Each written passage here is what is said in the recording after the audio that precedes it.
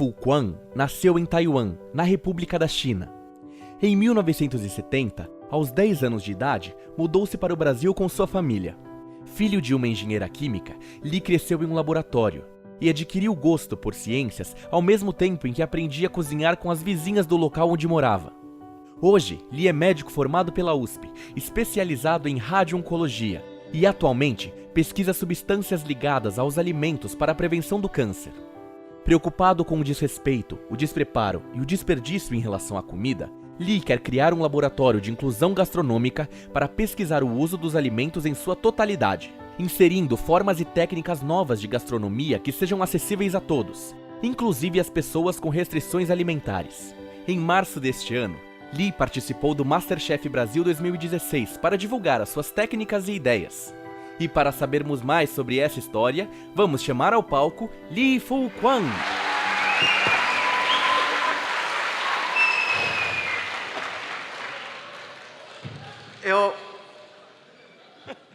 Muito prazer, eu sou Li Fuquan.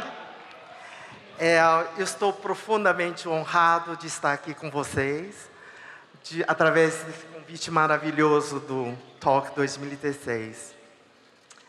E muito obrigado pela generosidade de trazerem os alimentos. A minha parte, houve uma urgência, teve um incêndio 2, 3 semanas atrás na comunidade de Paraisópolis. Então, a minha parte, dada essa urgência, será desviada para essas vítimas dessa tragédia.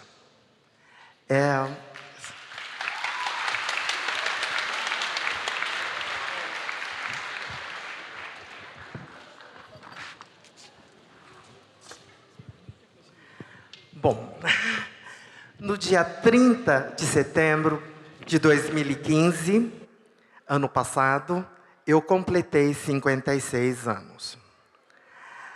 Uma amiga querida me convidou para almoçar num restaurante japonês bem bacana. E o pessoal da mesa do lado logo levantou e foi embora, deixando 1/3 de um prato deste tamanho de sushis e sashimis. E, por um triz, garçom foi mais rápido que eu e levou para a cozinha e jogou no lixo. Tivesse eu pouco mais rápido, eu teria almoçado com minha irmã, com minha amiga, toda a comida. Eu vou para o supermercado, vou fazer compras e no supermercado tem uma grande promoção, carne de segunda.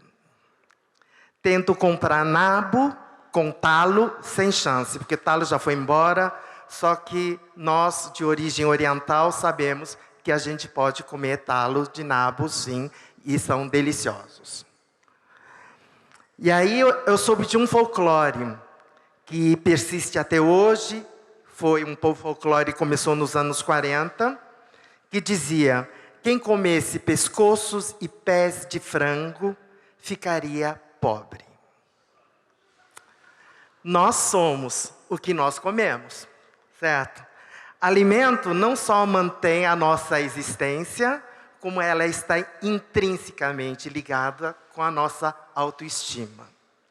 E aí eu me pergunto, que país é este que no hino diz, gigante pela própria natureza? E na primeira carta enviada do Brasil, pelo Vaz Caminha, descrevia esta terra como querendo-a aproveitar, dá-se a nela tudo. Ou seja, em se plantando, tudo dá.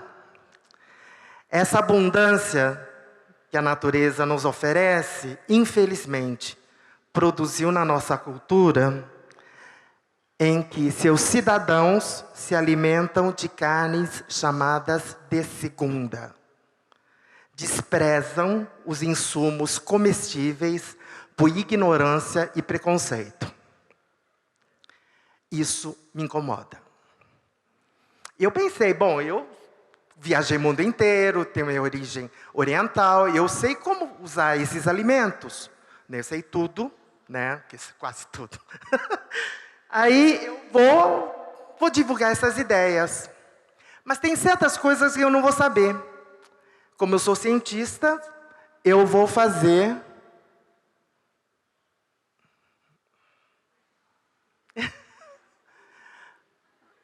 Vou fazer... um laboratório.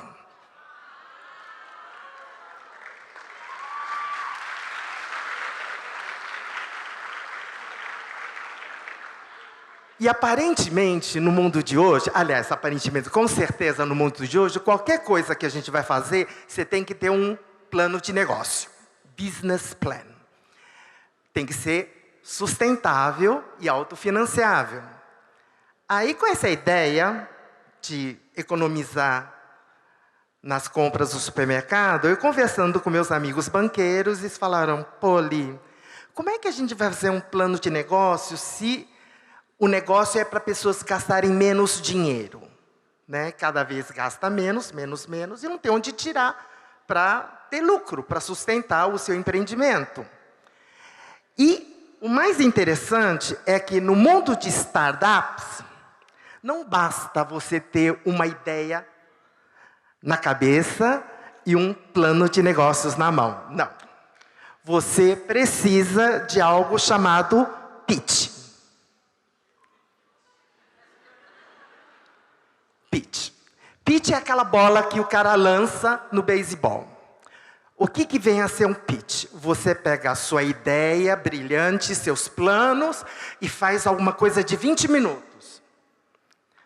E aí você reduz para 10. 5, 2,5, 1, em uma frase única, de poucos segundos. A ideia é que, se por um acaso você entrar num elevador, dá de cara, por exemplo, com Paulo Lerman, você precisa ter seu pitch pronto para impressioná-lo entre um andar e outro do elevador. Isso é um pitch. E é o que eu vou fazer aqui hoje. Eu vou contar para vocês como eu encontrei o meu pitch. Éramos uma família de 5 em Taiwan. Meus pais, que já não estão mais aqui conosco, minha irmã e meu irmão. Éramos uma família de 5, bem diferenciada, cultural e intelectualmente. Meus pais eram intelectuais, eles tinham amigos brilhantes, eles não se levavam, mesmo muito pequeno, para estar junto com eles, para ouvir as conversas das pessoas inteligentes. Por razão política, nós saímos de Taiwan e chegamos no Brasil no dia 22 de outubro de 1970. Naquele dia, nós tornamos 5 analfabetos, ignorantes e com pouco dinheiro.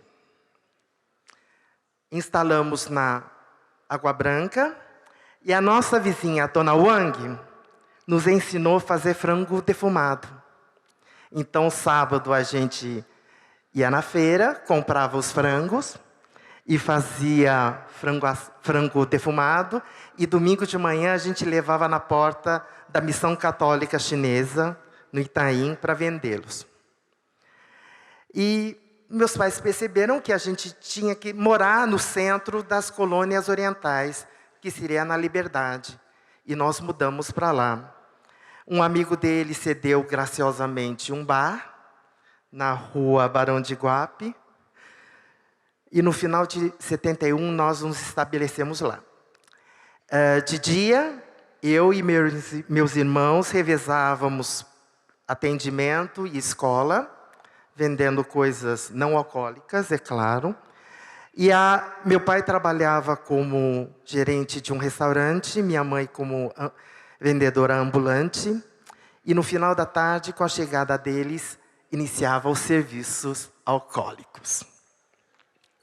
A Dona Lourdes, que morava num cortiço da Rua da Glória, decidiu que eu tinha que aprender a fazer coxinhas, empadinhas e pastéis. Imagina, ensinava chinês a fazer pastel. E os pastéis da Dona Lourdes eram maravilhosos. O segredo dela é que ela usava pinga. na sua massa.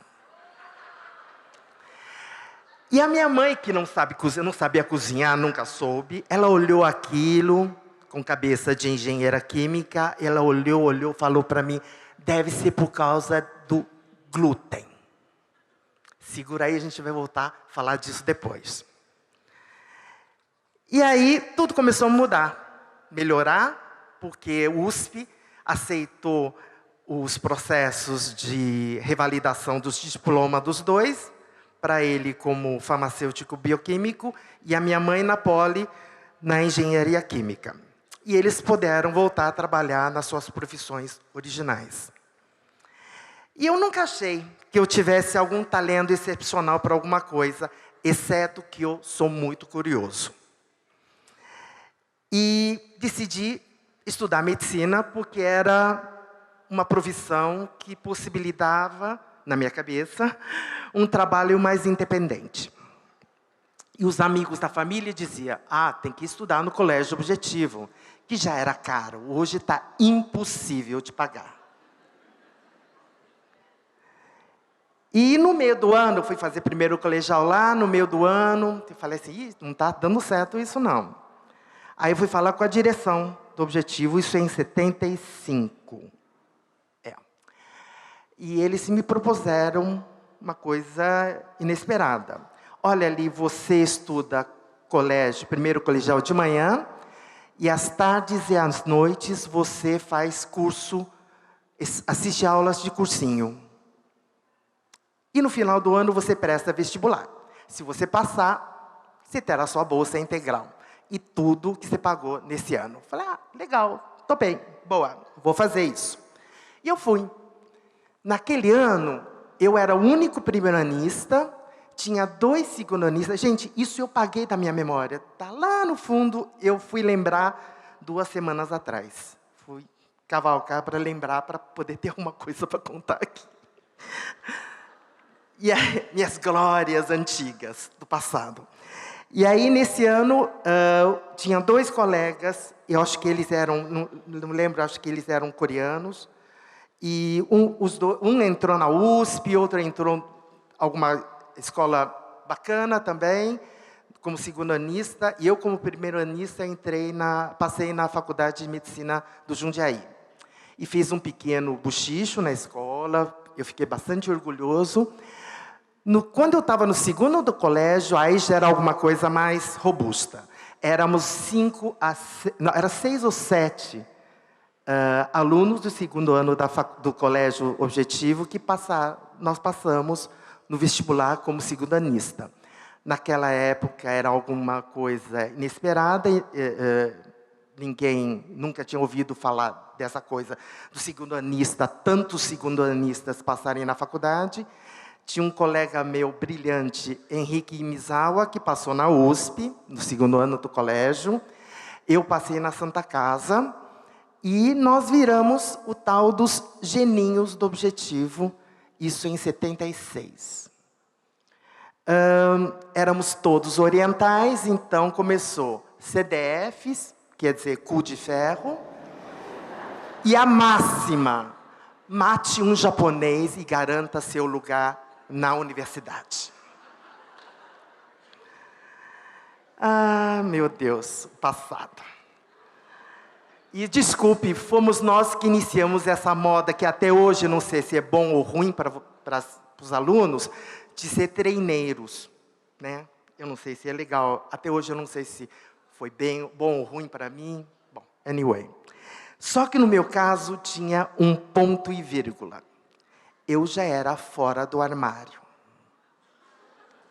Então imagina, eu chegando no cursinho, naquela época eram salas imensas de 600 alunos, e todos gritando para mim, Li, bicha, viado, Li, bicha, viado. Eu fiquei muito assustado. Eu me chamavam de nome desde quando eu tinha 13 anos, mas agora era sistemático. Eu fiquei muito estressado, não por causa do vestibular, convenhamos, a esta altura do campeonato, eu já era um autômato de fazer provas bacanas no vestibular, né? Eu fazia de olhos fechados e passava em qualquer faculdade.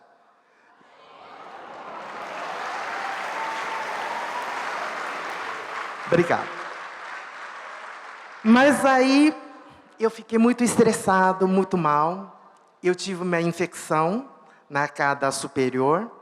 Eu perdi metade dos meus dentes. Estava no terceiro colegial, desdentado, sofrendo bullying, tentando passar no vestibular de medicina. Meu pai conversou comigo e ele me disse que ele receava que um dia eu ressentiria das oportunidades que eu perderia por ser homossexual. Ele não entrou no mérito de eu ser gay ou das dificuldades que eu estava enfrentando ou que eu enfrentaria no futuro.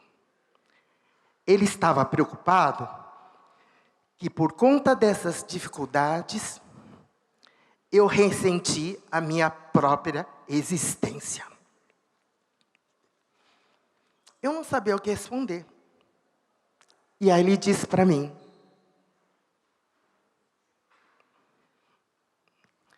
o interessante de ser humano é que podemos criar oportunidades novas e alternativas inexistentes. Eu perdi medo. E no dia seguinte, olhando para aquela gente, gritando no meu nome, porque eles não tinham culpa, eles estavam todos tensos também. Era uma situação muito complicada para todo mundo.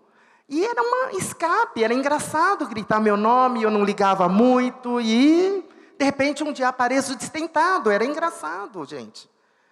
Eu olhei para aquilo e falei, sabe de uma coisa? Para a FUVEST, não importava se era gordo, magro, feio, bonito, japonês, judeu ou qualquer coisa. É preto no branco. FUVEST não sabe quem sou eu, não sei quem são eles, basta eu fazer uma bela prova. E em 77, eu entrei na Faculdade de Medicina da USP.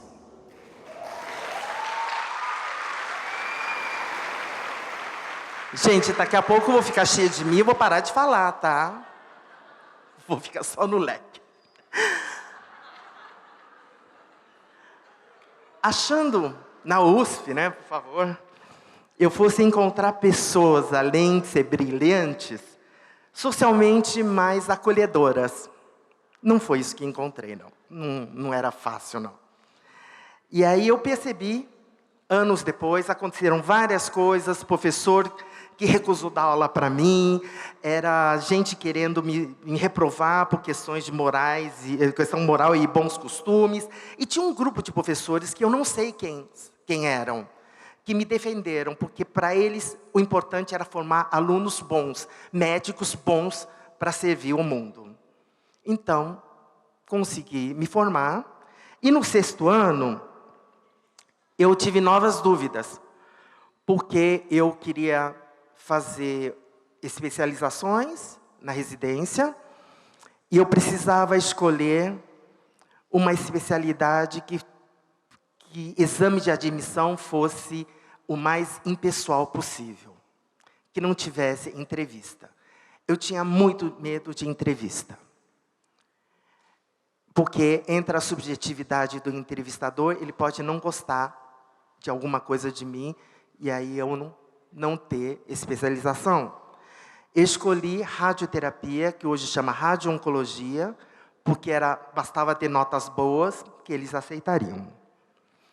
E eu entrei, e eu me apaixonei pela oncologia. Isso foi 83. Eu terminei residência, fui convidado para ser médico assistente no Hospital das Clínicas, e eu comecei a trabalhar nos melhores hospitais de São Paulo. E no dia 23 de agosto de 89, 27 anos atrás, eu conheci Felipe, psiquiatra formado pela USP como eu, e desde então estamos juntos. Obrigado.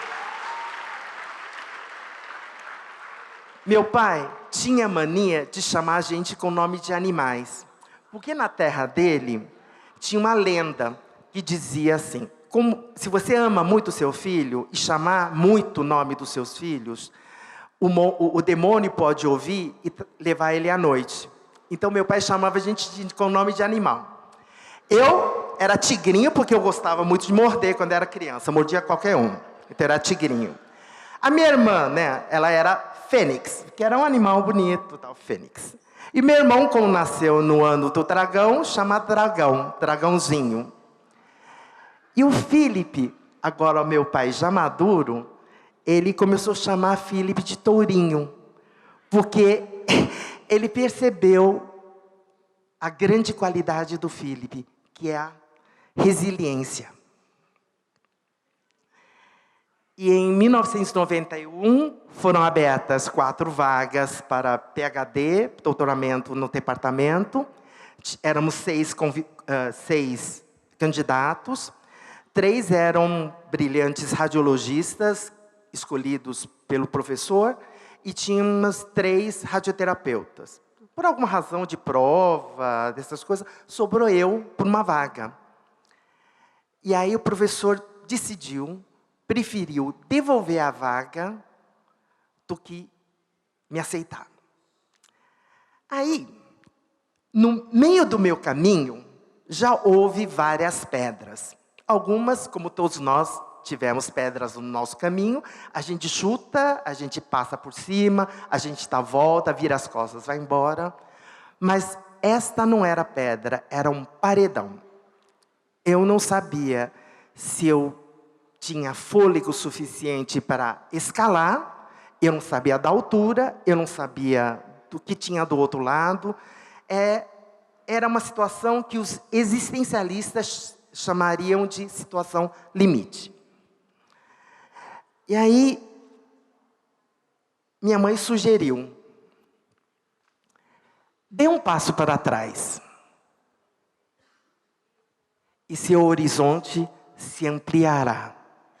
E foi isso que eu fiz. Eu saí do Hospital das Clínicas, eu parei a minha prática médica, fui estudar ciências de prevenção de câncer. Isso foi em 92, 93. E neste novo percurso, eu conheci pessoas dos mais interessantes e conhecimento dos mais instigantes. E prosperei, no sentido pessoal, como eu nunca ousei sonhar. Daí, em 95, estudando técnicas de maceração e extração de princípios ativos de vegetais, eu tive contato com os estudos dos professores Nicolas Cucci e Evertis, os fundadores da gastronomia molecular. Não é culinária molecular, é gastronomia molecular, é ciência da gastronomia. Aí eu lembrei da história do glúten. Na massa de pastel da Dona Lourdes, ela usava pinga, e eu vou arredondar. Pinga são 25% de álcool, tá, arredondando, e 75% de água. Para eu formar glúten, eu preciso de água, glutamina e gliadina, que estão na farinha, mais um delta-T de tempo, eu tenho glúten.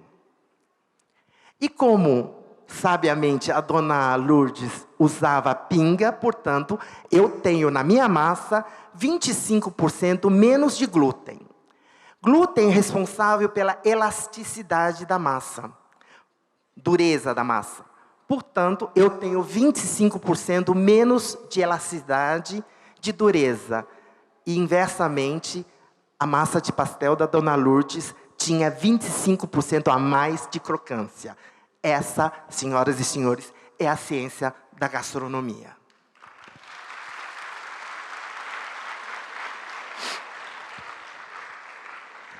E esses estudos começaram a melhorar a minha cozinha. E agora estamos nos últimos meses de 2015. Eu estava muito desconfortável com a cultura alimentar brasileira. Não estou falando do ato de desperdício, não. Eu estou falando de algo anterior, dos sentimentos, de desprezo, de desrespeito ao alimento. Eu estou falando da ignorância e preconceito que resulta no ato de jogar fora alimentos perfeitamente comestíveis. E tem mais, com essa profusão de programas de televisão de culinária, ninguém fala da ciência. Falam assim, isso é bom para a sua saúde. Eu não sei se é, porque quem sabe se é bom para a sua saúde mesmo é você e seu médico. E, coma isso que é bom, coma aquilo que é bom. Por favor, fala da ciência. Porque foi na cozinha que nossos antepassados começaram a descobrir coisas. E é na cozinha que todos nós fazemos experimentações diárias. Hoje eu botar mais água no meu arroz para ver se fica melhor. Boto menos. Cozinho com mais, todo dia. E o melhor lugar para estimular as crianças a se interessar, a ter curiosidade pelos mistérios do mundo é na cozinha. Por que a água ferve? Por que a água ferve mais quente em Santos, menos quente aqui em São Paulo? Por que o ovo fica duro? Por que a verdura muda de cor? E assim por em diante. E eu conheci um amigo que está no último ano do que é considerado a melhor faculdade de gastronomia do Brasil. E eu lhe perguntei, está tendo aula? Alguém já deu aula para você sobre umami? Ele não sabia do que eu estava falando.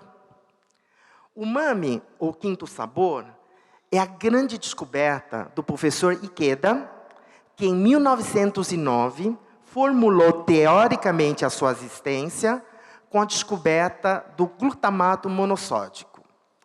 Eu não vou entrar na questão do glutamato monossódico, mesmo porque, apesar de todas as falácias, a ciência já deu conta disso.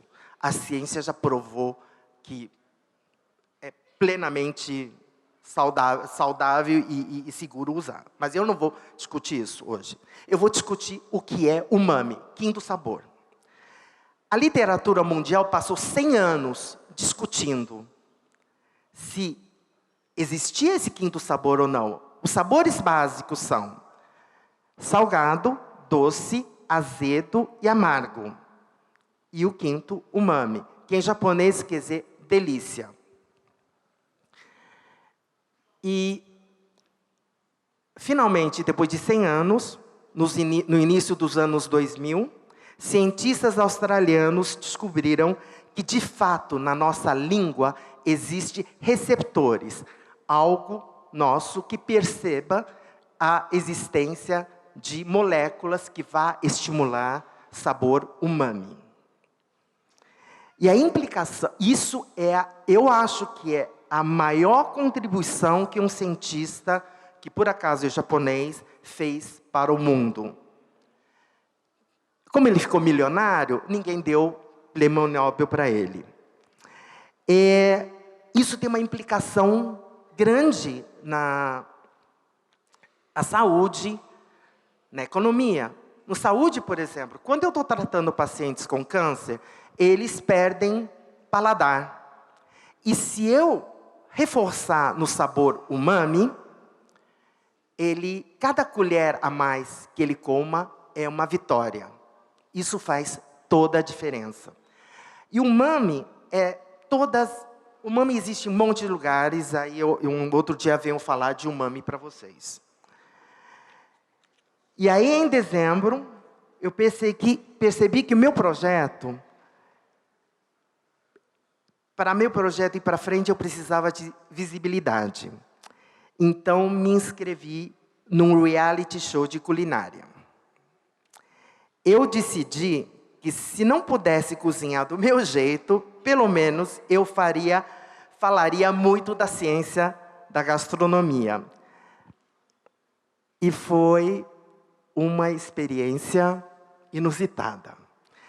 Na minha entrada, eu preparei, veja, esse insumo que eu usei no dia, elas não são em perfeito estado, porque eu não gosto. Eu gosto dessas partes.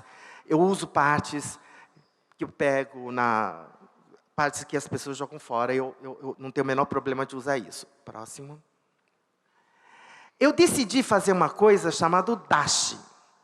Dashi é a base de caldo japonês que tradicionalmente usamos kombu e usamos flocos de bonito. Tem um nome japonês que eu esqueci agora. E faz isso, você tem um dashi, que é aquela coisa gostosa do misoshiro. Tá? Só que, isso é por causa do dashi, por causa do umami. Só que, quando eu decidi fazer um dashi com elementos brasileiros. Então, eu usei camarão seco da Bahia, eu usei peixe seco, que me trouxeram do sul, eu usei carne de sol, eu usei um pedacinho de shiitake, tem uma razão própria, porque eu usei um pedacinho de shiitake, e eu fiz uma sopa. Isso são as coisas que eu usei, porque como eu estava querendo falar da ciência, e lá em casa eu tenho, às vezes eu cozinho com essas coisas, Becker, Limaia, essas coisas, resolvi fazer um showzinho lá. Aí eu levei isso e eu fiz esse prato. Isso é um caldo, é um dashi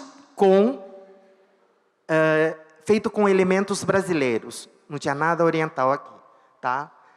Isso é um nabo, que eu cavei o nabo e eu coloquei um chawanmushi aqui dentro. São camarões, porque eu achei que podiam querer que eu fizesse uma coisa mais sofisticada, mais chique. E isso são cambuquiras de chuchu, que são os brotos de chuchu. E aí eu fui aceito. Eu era fora de curva da idade, eu fui a pessoa mais velha a entrar naquela cozinha, e eu, de fato, era a pessoa mais velha na produção inteira. Jacan é 7 anos mais novo que eu. E foi ficando.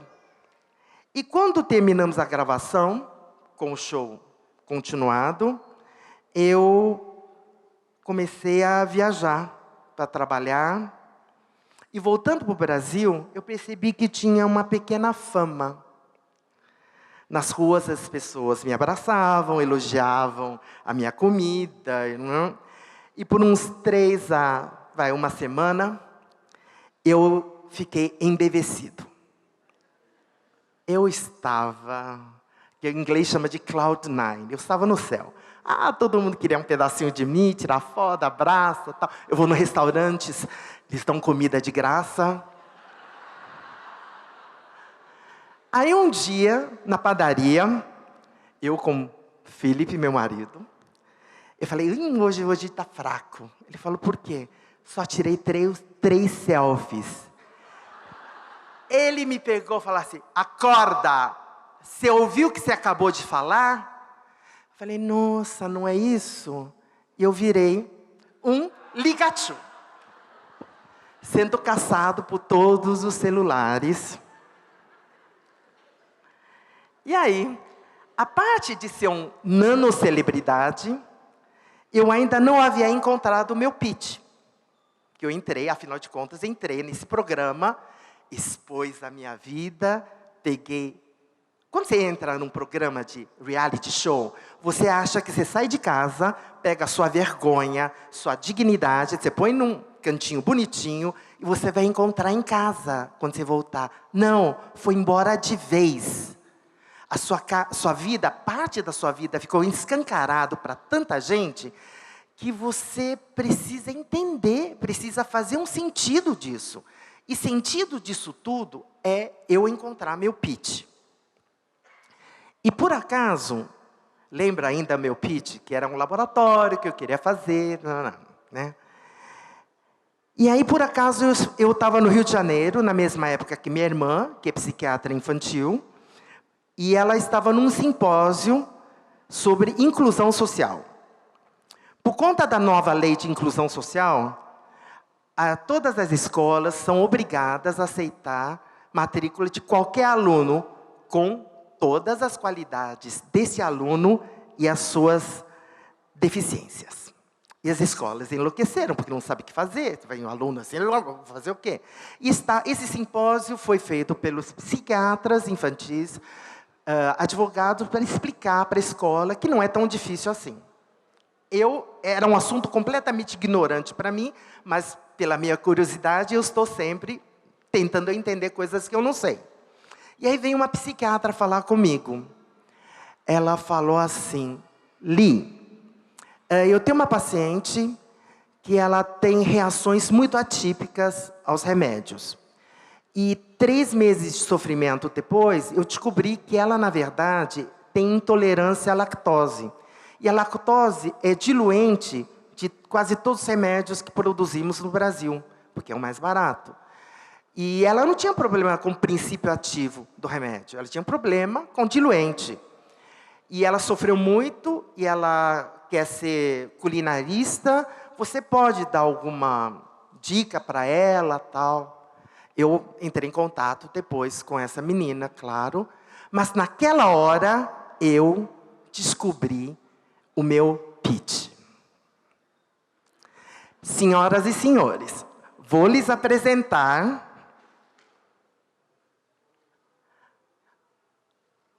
Laboratório do Li, Gastronomia de Inclusão.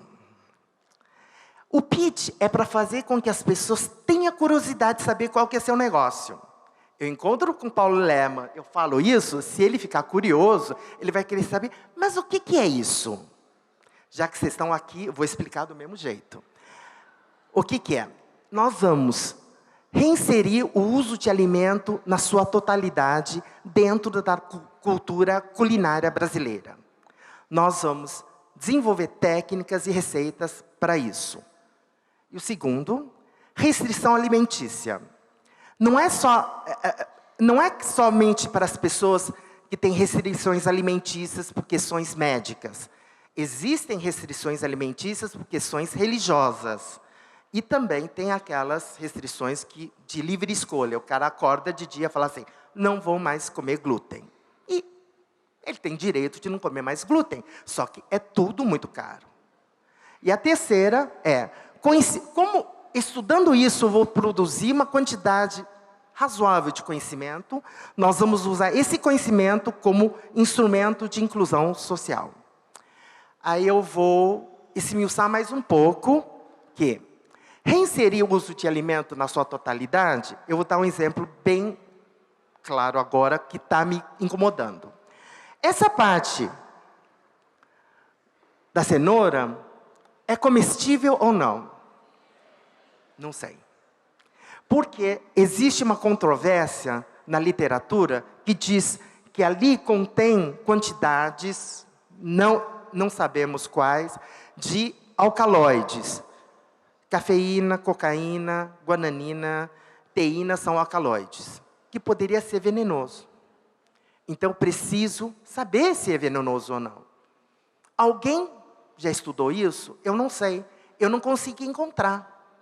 Mas, com essa pequena voz que eu tenho hoje, se eu disser, gente, precisamos saber se isso é comestível ou não, eu vou estar contribuindo para alguma coisa. Eu vou estar contribuindo que esta parte que a natureza nos deu, se for comestível, a gente vai poder aproveitar. Daí, eu vejo essas folhas, eu estou vendo tempurá, eu estou vendo pesto, eu estou vendo saladas, eu estou vendo várias coisas.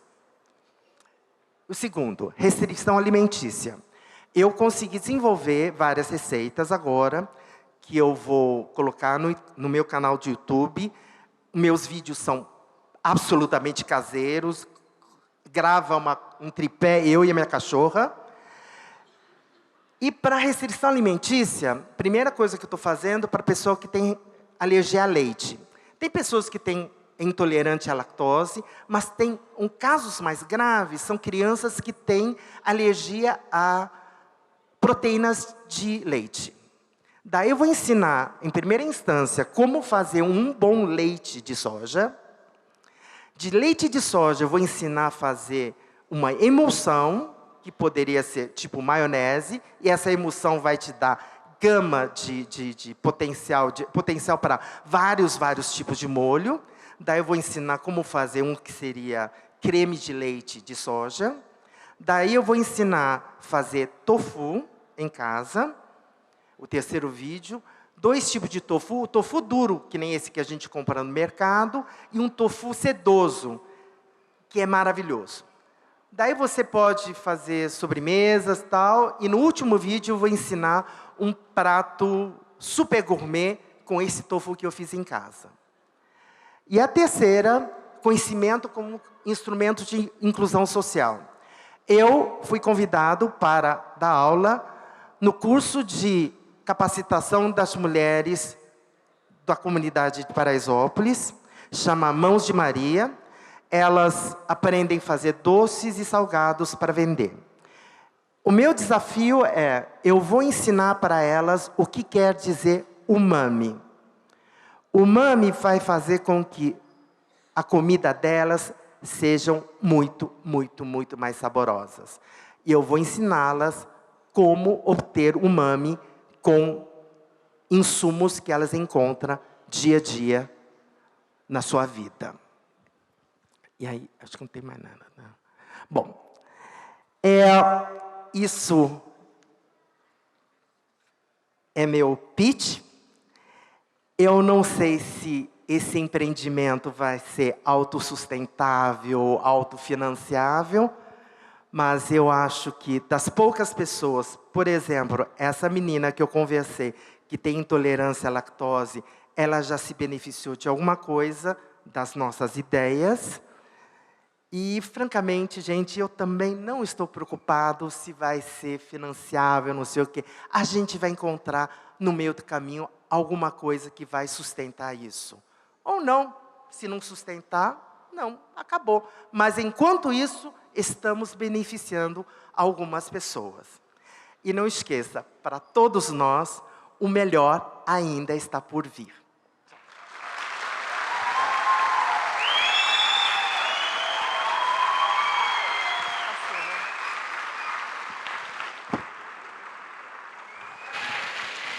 Som. Li, muito obrigado, Li, pelas palavras, muito obrigado. Pedi para esperar um pouquinho aqui no palco, Li, que a gente vai chamar aqui a Karen. Karen Oda, ela é membro integrante também da comissão organizadora. Vamos chamar para a Karen.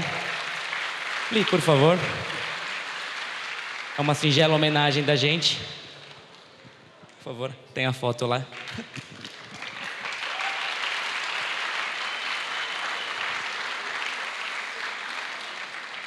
Li, muito obrigado. Está convidado a ficar aqui com a gente o resto da tarde também.